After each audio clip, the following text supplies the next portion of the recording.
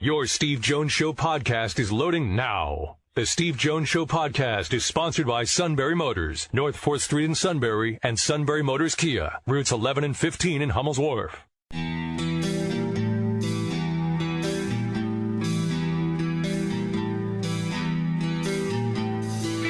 Sports talk where your voice counts. This is the Steve Jones Show on News Radio 1070 WKOK. Now from the Sunbury Motors Studio, here's Steve Jones. Final hour on this Tuesday. Matt Catrillo here with you on the Steve Jones Show. Steve finally has landed in Des Moines, Iowa with the Penn State men's basketball team. Still getting settled out there, so we'll hear from him in a little bit from the mobile Sunbury Motors Studio. Sunbury Motors, 4th Street in Sunbury. Sunbury Motors Kia, routes 11 and 15 in Hummel's Wharf. And online at sunburymotors.com. Ford, Kia, Hyundai. Great selection of new and pre-owned inventory. Sales staff that is there to save you money, all part of the Sunbury Motors guarantee. And a service department that is there for you with many awesome technicians ready to help with the diagnostics, the inspections, all the routine maintenance, and more of those awesome technicians are being sought. So if you're looking for a career change, your first job, or just looking for a job in general, got some experience as a technician, they love to hear from you. Stop by in person, apply online at sunburymotors.com, or you can call Todd at 286-7746. All at Sunbury Motors, 4th Street in Sunbury. Sunbury Motors Kia, routes 11 and 15, Hummel's Wharf, and online at sunburymotors.com. We'll go to our play-by-play call of the day. Puerto Rico. You know, Steve and I talked about this yesterday. We really haven't seen a pitch of the World Baseball Classic. Well, Puerto Rico just pulled off the first perfect game in World Baseball Classic history yesterday over Israel. Keep the ball. I'm telling you, keep that ball now. That one is lined into left field, base hit. Maldonado, and they're going to send him. Here comes the throw. It's cut off. The relay is late, and the game is over. Now they knew a walk-off, perfect game, World Baseball Classic win. How cool is that? The first one in the history of the World Baseball Classic tonight. And that was the call on FS1, so kind of a cool moment there for Puerto Rico in Marlins Park, which is the biggest crowd I think I've ever seen down there for a baseball game. So a 10-0 win for Puerto Rico in the World Baseball Classic.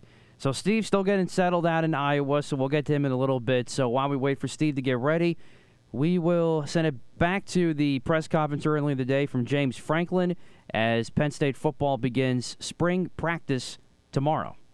Hey, James, how you doing? Good, man. How are you? I'm good. I have two for you on your offensive line. The plan right now going into spring to replace Juice. Who are you looking at? I would imagine Hunter is in that discussion. And also, you didn't really have the left side of your offensive line for the stretch run. Olu and Landon, I think, were both hurt. Can you kind of give us an update, kind of where they are, maybe going into spring? Yeah, good question. So Olu will be full go. Landon Tangwell, I think, will be full go by practice 3. We got a number of guys. They'll come out the first 2 practices and do kind of more individuals and jog throughs, individuals full speed, and then depending on how they do with those, then they'll have an opportunity by practice 3 to, the medical staff will determine, do we need to keep modifying them or are they in a good place? So it'll be great to have those 2 guys back. Obviously proven guys that have played a ton of football for us. And then at center, yeah, I think, Hunter, I think, is going to be in a competition with Dawkins. I think there's some other guys. I think Venga will take some center reps. I think Wormley, could take some center reps as well. And then Ruley and Harvey will be there as well. So it allows us to have, on paper, a 4 deep from practice perspective, which I think would be really valuable for those guys. But, part of it is Hunter will also be one of those guys that starts out slightly modified for the first 2 practices to see how it goes.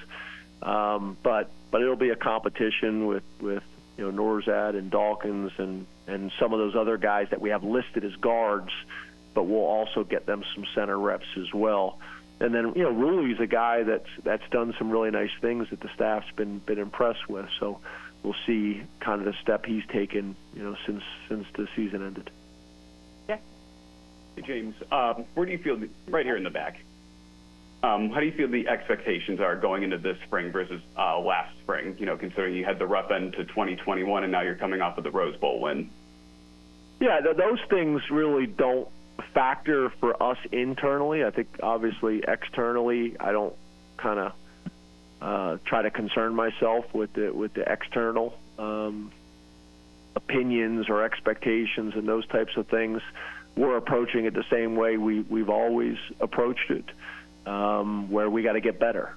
And I think one of the things I talked about with the staff this morning is we have to remember, although this is a competitive environment, it's about Penn State getting better. It's not about the offense winning, the defense winning. It's, now don't get me wrong, once we get to competition, let's get after it. But my point is there shouldn't be any surprises, right?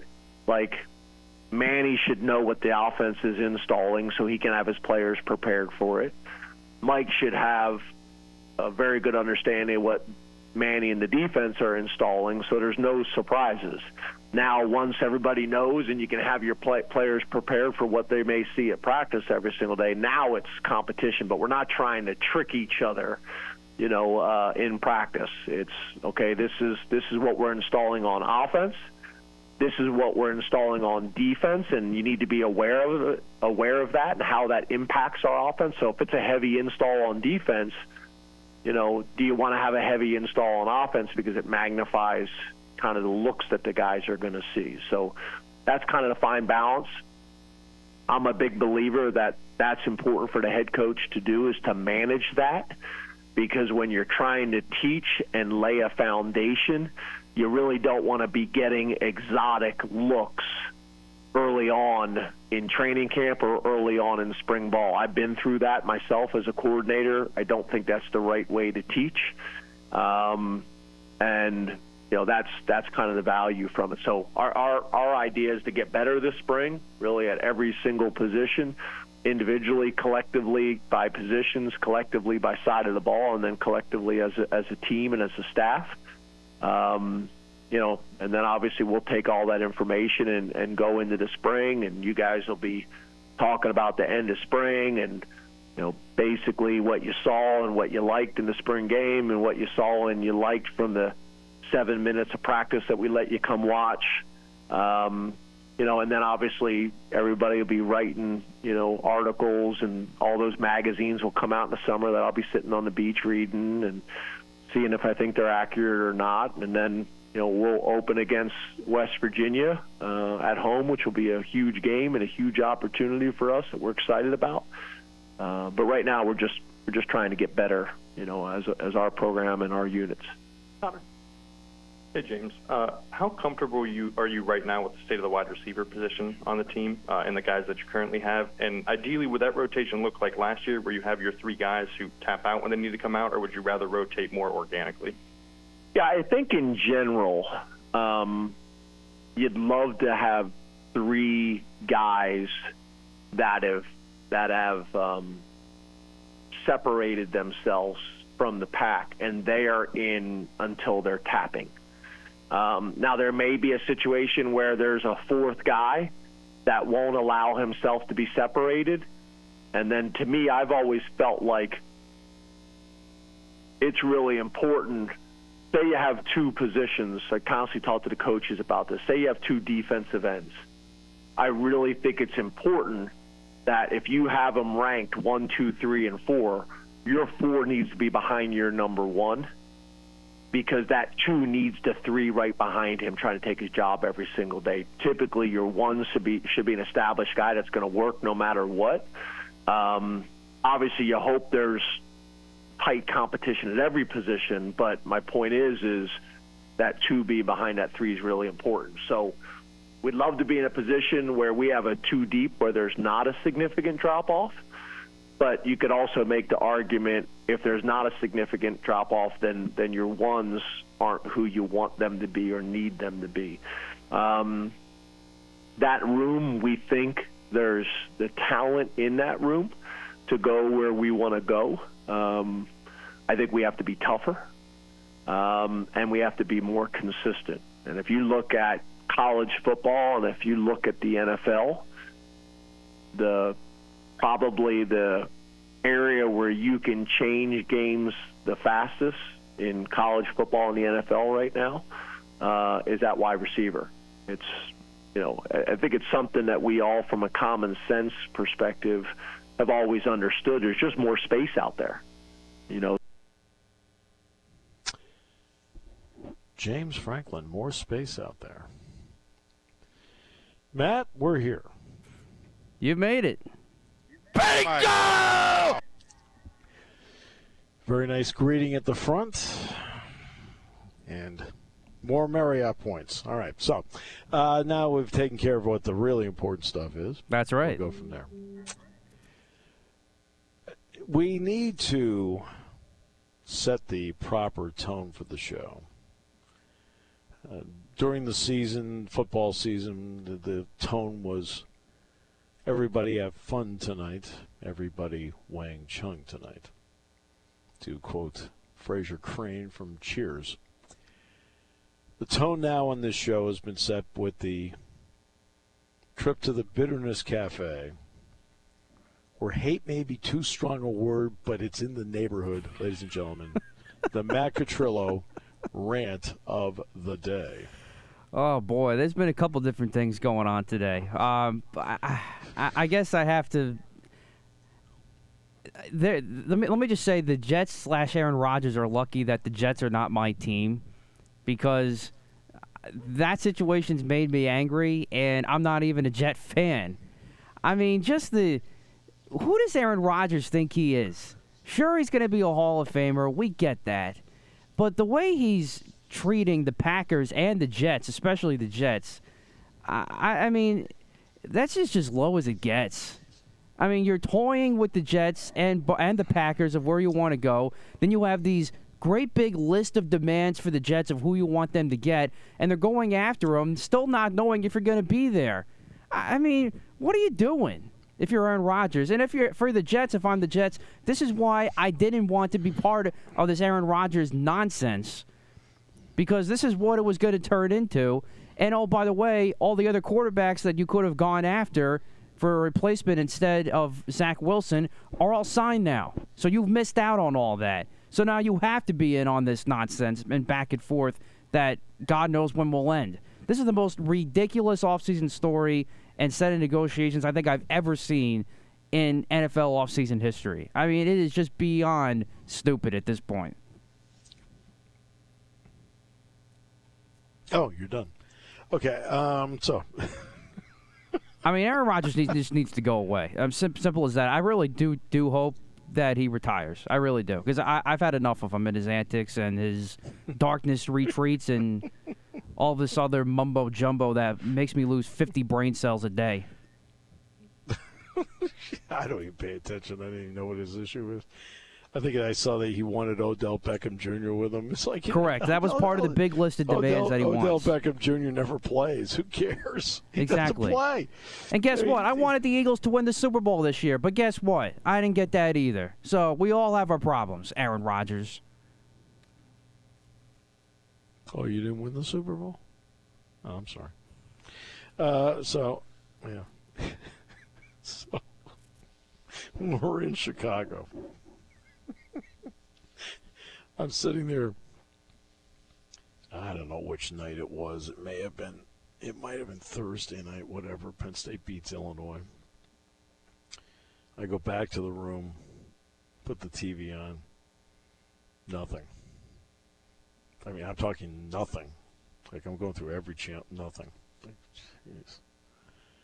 So I said to Dick Girardi, I said, geez, Dick. I said, my TV was out last night. I said, oh, God, yours too? I said, yeah. Then we find out from Nick Colella that all the players and then the whole staff, that everybody was out. So we go to the front desk, and Dick says to the guy at the front desk, hey, none of the TVs were working last night. And he says, and with a straight face, well, it rained. We looked at each other like, so? Oh, my almighty! I'm talking with a straight face. It's then Saturday night, the same thing happened again. We didn't bother asking this. The same thing happened again on Saturday night. All the TVs went out.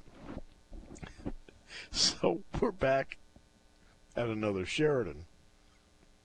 And Dick just texted me, TV works. I texted back, major step forward. Oh, my goodness. All right. You, sir, are my hero! Let's see. The Jets would be better off with Lamar Jackson than Aaron Rodgers. Rodgers' wish list includes OBJ. Rodgers doesn't care what Matt Catrillo thinks. Oh, that's kind of, at least you got a headline in ESPN. No, senor! No, senor! No, senor! And the AP All-America team came out. Jalen Pickett is second team. Zach Edey, Trace Jackson Davis, Jalen Wilson from Kansas, Marcus Sasser from Houston, Brandon Miller from Alabama. Second team, Jaime Jaquez from UCLA, Drew Timme, Gonzaga, Azulis Tubelis from Arizona, Jalen Pickett of Penn State, Oscar Tshiebwe of Kentucky, third team Armando Bacot of North Carolina, Keontae Johnson from Kansas State, Marquise Noel from Kansas State, Tyler Kolek, and Chris Murray of Iowa. So there you are. And Kolek, by the way, is from Marquette. And one last note, and that is Pete Maravich's record for total points will be secured. Detroit Mercy was not invited to the CBI. And the head of the CBI said, look, it was a decision that we wrestled with. And then finally, they're 14 and 18, 14 and 19, something like that. And you do have to pay a fee to get in. I think it's like $50,000 or something like that. But in the end, you have to be invited. And they weren't. So that is so Maravich's record is now secure. It didn't matter to me either way. But that's just a note because it was something that was brought up. The NIT starts tonight. And schedule for men's tour. Okay. See if I've got it here. Make sure I've got the right one. Let's see. NIT looks like this because the NCAA tournament does start tonight. Oklahoma, Youngstown State, Washington State, Eastern Washington, North Texas, Alcorn State, Sam Houston, Santa Clara, Oregon against UC Irvine, Florida against UCF, Wisconsin hosting Bradley, Liberty is hosting Villanova, Michigan hosting Toledo, Yale is at Vanderbilt. Yale's coach James Jones because Yale played Sunday against Princeton, specifically requested when they asked him, I just don't want to play Tuesday. So, of course, what did the NCAA do with them? Because the NCAA runs the NIT, So what did they do to them? They're playing Wednesday, or they're playing Tuesday. They're playing Tuesday. Of course, they're playing tonight against Vanderbilt in Nashville.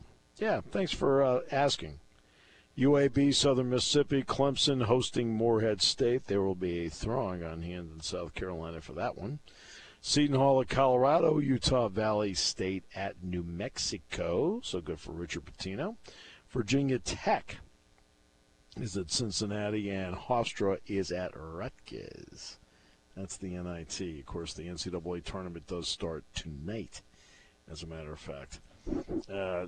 First two games will be in Dayton this evening. And the two games that will be played tonight will be Southeast Missouri State against Texas A&M Corpus Christi. That will be at 5:40.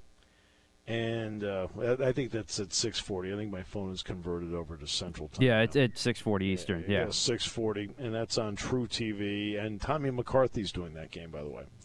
And Pitt is playing Mississippi State tonight, and that will be at 9:10. And Tommy McCarthy and has that as well on True TV. hoping to have him later in the week. Well, good. I don't know if I'm available later in the week, but I'll let you know. Yeah. Who knows? I have no idea. Hence the word hoping.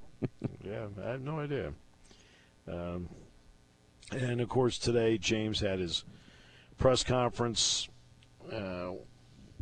for spring practice, which is getting underway in about half an hour from now. Jack called me this morning. We talked for about a half an hour about this and a few other items. But, yeah, we did get that. And, we talked about Drew Allard, Bo Prabula. Look, Bo is such a great athlete. There are ways they're trying to think of to incorporate him into what they're doing, and they're going to experiment with that during the course of the spring. You can do that. Drew Shelton's going to be playing, moving over to right tackle. He's going to compete with Caden Wallace. There's going to be stuff like that, and they want to see how, obviously, how the freshmen, 11 of them are here, plus there are 4 transfers here. How are they going to be integrated as to what's going on? Can they now make moves on the depth chart? And we'll find all that out and more with the spring game coming up in a month.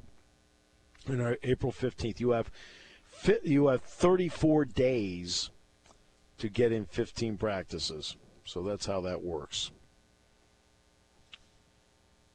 I'm sure you're not done with the rants. I do have one more. Really? I do. I mean, I don't care whether Iowa's such a laid-back state. I don't know. I don't know if like your Philly Tude would fit in here. Probably not. I mean, if you could come out here and these could be your people. I'm telling you, you'd be great. You have wearability. We'll come back more in a moment. Take a break. We're in Des Moines, where Penn State will play Texas A&M on Thursday night at 9:55. 9:30 will be the airtime. I think that's the airtime. Nobody told me that yet, but I'm going to guess it's right. Yeah. Why bother telling Steve what's going on? Well, who cares? Here on News Radio 1070 WKOK. When car repairs get difficult. Well, I just don't know. Me neither. We get good. Sunbury Motors. More than quality new and used cars, Sunbury Motors specializes in complicated auto repair diagnosis. They can handle intricate repairs and even complete auto body with service open Monday through Friday, 7 till 4. And Sunbury Motors has made simple repairs easy. Maintaining your vehicle is necessary. Finding the time to do it is difficult. Welcome to Sunbury Motors Quick Lane. Open 7 till 4, Monday through Friday. Just walk in or call ahead. Relax in their remodeled waiting room with Wi-Fi, beverages, and snacks. While Sunbury Motors factory trained techs take care of your oil change, tire alignments, brakes, and inspections. Quick Lane, 6:30 to 6, Monday through Friday, Saturday, 6:30 till 2. Sunbury Motors, Ford and Hyundai, North 4th Street, Sunbury. And Sunbury Motors Kia, routes 11 and 15 in Hummel's Wharf. We take the out of auto repair.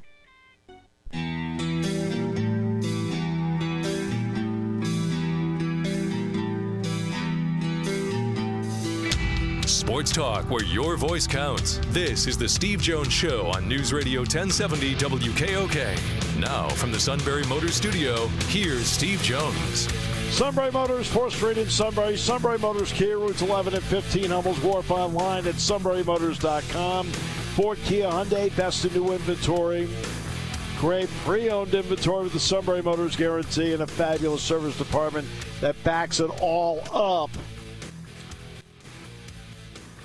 At Sunbury Motors, 4th Street in Sunbury. Sunbury Motors Kia, routes 11 and 15, Hummel's Wharf, and online, sunburymotors.com. All right, so we're going to practice tonight.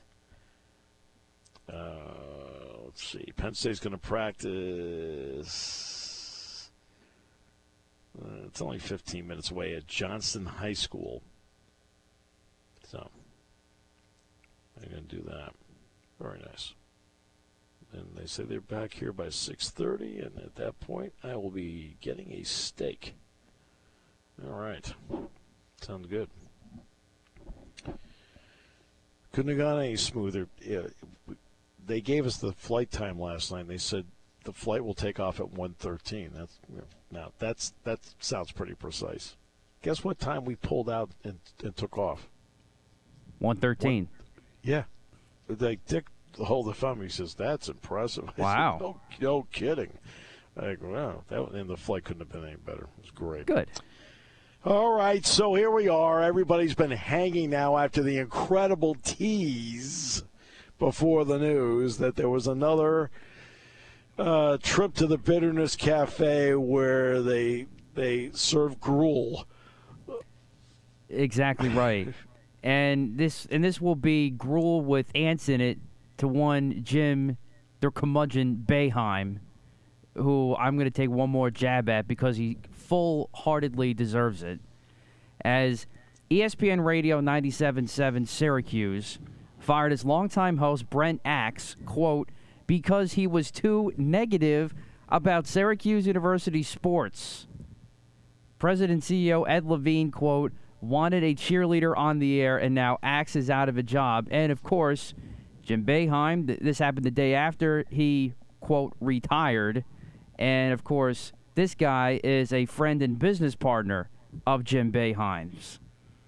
So I don't have any doubt in putting this 2 and 2 together. And if I'm a listener of that market, I'm no longer listening to that station. If I'm an advertiser, I'm out. That station should be run into the ground for pulling off probably one of the biggest disgraces you will see in this business.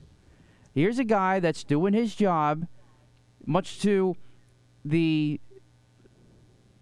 all the audience of all the Syracuse sports fans out there that called into his show, and basically he was preaching to the choir, and because the curmudgeon Jim Boeheim, who's now gone after 47 years of just being a basket case with the media for his time, for 5 decades, which is something in itself, has to do one more jab at the media and get this guy out because he can't take criticism for what he's done.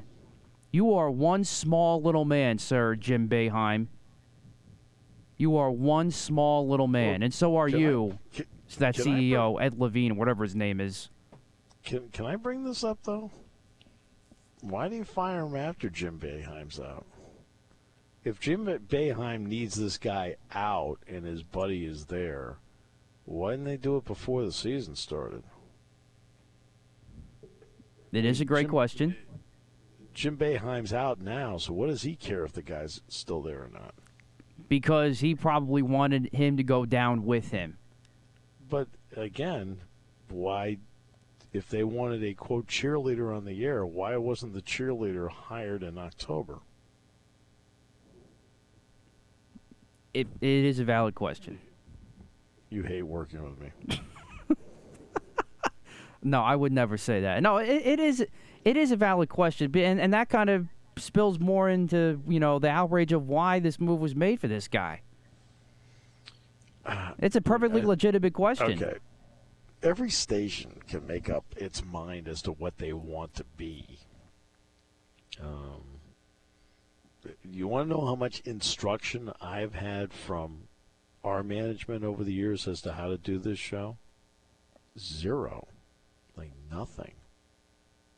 Do you want to know how many times I've had people on the radio network tell me how to do my job? Hey, can we talk for a second about whatever? Okay? And I'm talking about, it's 41 years now on the network. Never. So it just depends on what people want. And it's not a question. I don't wake up every day, for example, and think about, well, this is what they want, or this is what the fans want, or this is what the program wants, or whatever. I think you have to use your own personality and your own common sense as to what you want to be. And if I don't know what the name of the guy is on 97 whatever up in Syracuse, I've never heard of him. But if that was his personality and that's what he thought drove the bus, so to speak, in terms of the ability to get listeners and calls and things like that. And it's ironic that you bring that up because that was actually the lecture for Monday's class, which was reinforced by the fact there's no class tomorrow. But somebody's not going to be there. And I said to them, I said, look, if you're an ultra-serious person, and you want to break down numbers and everything like that, I said, look, just be you. Right? If you are a fun-loving, freewheeling, kind of individual, I said, then be fun and freewheeling. Be you. I said, if you're somebody that is ultra-critical of things, I said, be you. But I always tell them the same thing over and over again. All decisions on personnel are subjective. And that's the way it is. I mean, we can sit there in a room, and so Kevin Herr and Matt Catrillo are both sitting there. And we could have two of us up there, and we're doing evaluations, and one of us says, there's no doubt my choice is Kevin. Kevin will do the best job. He'll be awesome and incredible and the whole thing. And the other guys say, to be honest with you, I really love Matt. It's always subjective like that, and it depends on what the station wants. And if he feels as a manager or as an owner going forward, let's be honest with it, it's their prerogative, right? They own it. If they want to have a cutting edge and they want to have somebody, they may have maybe people that are positive all the time, but they want to have somebody with a little bit of edge to them and do it that way just because they think it's good for the station and good for advertisers and good for ratings. Okay, so be it. Or if they're, or if they want to go the direction he talked about, that's the prerogative of the people that run the place. Now it's up to, and again, now it's up to the listeners as to whether they respond pro or con to the move. I mean, radio is a business. It's a business. Yep, you're absolutely right. Yeah, it's always subjective like that. But we've never been told what to do. I mean, that's to be honest with you. I mean, Rogers never said a word to me about it. Kevin's attempted to say some things, but then it was all word salad and made no sense, so I just kind of moved on. No, Get the lingerie on the deck. Call the janitor. I'm just kidding.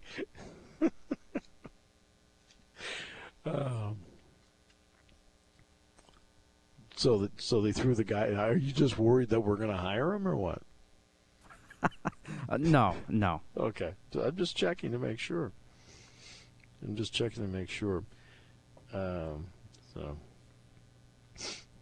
So Jack called me up today, Jack, and we talked some football for a while, and then he says, I'm in this pool.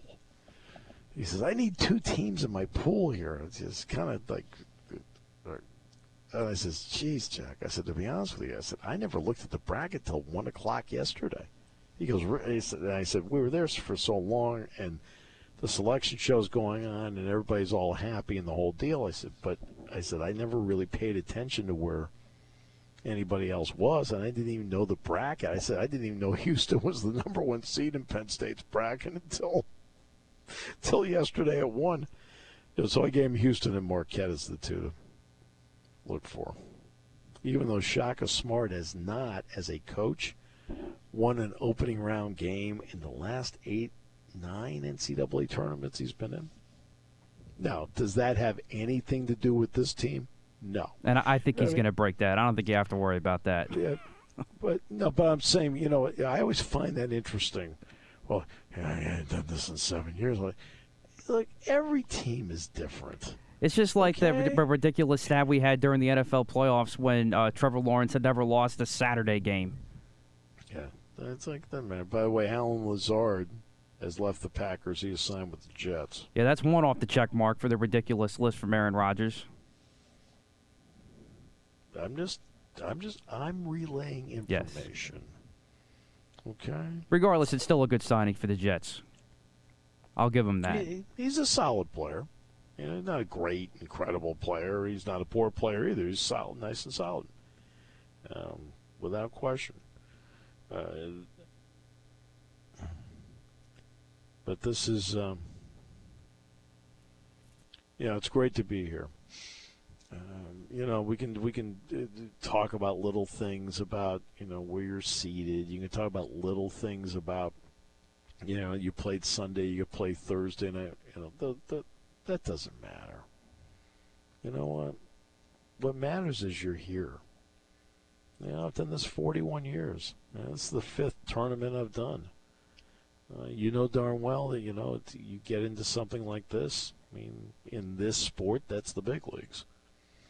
And, so, I'm going to go over the open practice tomorrow. I'm going to go to the press conference tomorrow. Because guess what? That's part of being here. To see that. And they've got a really – look, Texas A&M is really good, but they're a little different. And here's the reason why. We've talked all year about Penn State getting anywhere from 43 to 45% of its points from 3, getting right around 44% of its points from 2, and 11, now 12% of their points from the free throw line. Do you want to know what Texas A&M's happens to be? It's stunning. They get about 50% of their points from 2, and they get 26% of their points from the free throw line. Yep. And 24% of their points from 3. Right? The leading three-point shooter, which is Taylor, and I want to tell you, Wade Taylor is a really, really good basketball player. He's really good. He's the leading three-point shooter in percentage for Texas A&M at 37%. He's the only one over 33%. And he was 35% in the SEC. I mean, his numbers have tailed in that regard of late. Now, when you look at Penn State, right, he would be 6th on Penn State's team in three-point percentage. Do you realize that? He'd be 6th. That's a stat. Well, here's another stat for you. All right? I don't know if I mentioned this yesterday or not. You know what Penn State's record against the field is? Penn State's record against the field is 10-5. And you know what their record is against the field minus the number 1 seed Purdue? 10-2. Take Purdue out. Penn State's record against the field is 10-2. And then there is, you take out Purdue, Rutgers, and Wisconsin where they're 0-7. It means Penn State's 22-6 against everybody else. Really? I don't think people realize this stuff. And then I had a laugh out loud moment on Sunday. And here's the head of the NCAA selection committee, the athletic director at Bradley, Chris Reynolds. And I just couldn't stop laughing. Do you want to know why? 30 years ago in Rec Hall, Penn State is playing number 1 ranked Indiana.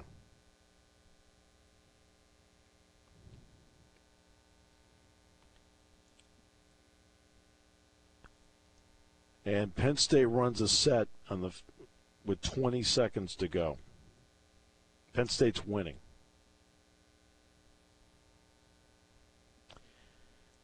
Sits there, fakes into the backcourt. This is the last play that they ran in shoot-around. Fakes. Elton Carter fakes, backcourt. Boom. Greg Bartram breaks free to the bucket. And gets his shirt grabbed from behind by Chris Reynolds.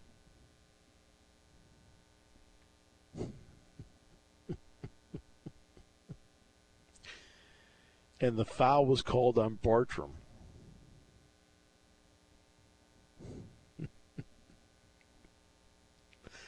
And I am sitting there, and I'm watching this. I'm going, I get 30 years old. I can't believe.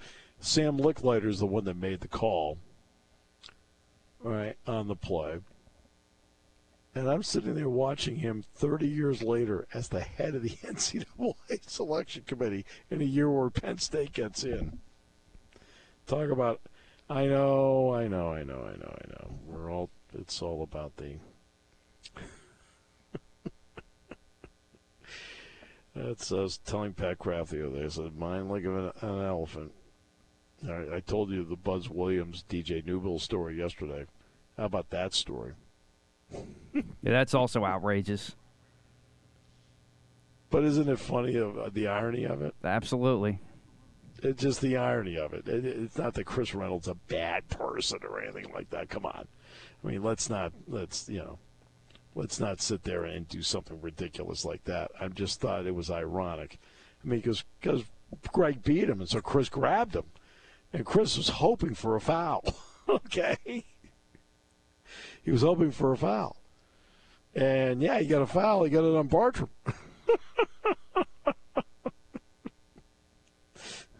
I mean, Chris didn't, it wasn't like, hey, I'm going to get away with this. No. So, all right, we'll take a break. I got a million of these stories. Here on News Radio 1070 WKOK. The last thing, I want to apologize. I told the defense that I'd be making this decision before spring break. That didn't happen. It kind of drug on. Obviously, we're starting spring ball tomorrow, so I wanted you guys to hear it first from me. He's going to have an opportunity to introduce himself, so I want you guys to meet our new D-line coach. He's already in the room.